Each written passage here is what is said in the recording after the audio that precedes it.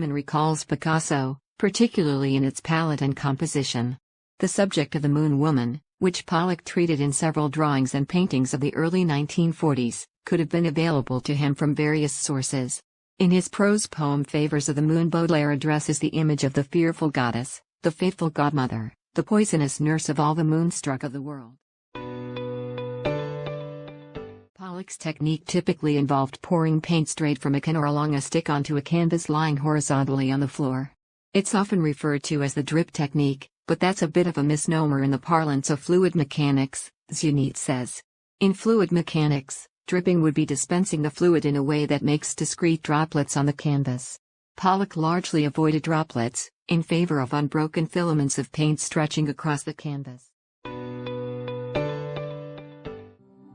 There were about 25 of us astronauts who were qualified to have that job that Neil Armstrong ended up with. And the question in my mind is, how did that take place? And I'm exaggerating a little bit, but I think all roads lead to a fellow named Deke Slayton, who was our boss. And I think one day he got all 25 together in a room and went around and pointed at all of them and said, you, Aldrin, you could go on. Collins, we don't need you. You have to go, leave. And he ended up with an empty room with just one seat in it, and that was Neil Armstrong. He was the best possible choice.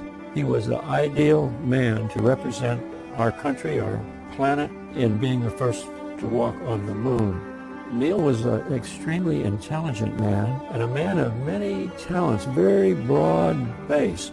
He was a student of history, specifically the history of science, and I have seen him time and time again use that knowledge to his advantage. He just had an extremely broad viewpoint, exposure, and is a wonderful representative of our country and our planet.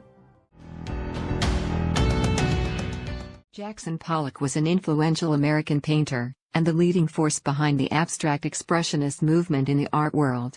During his lifetime, Pollock enjoyed considerable fame and notoriety.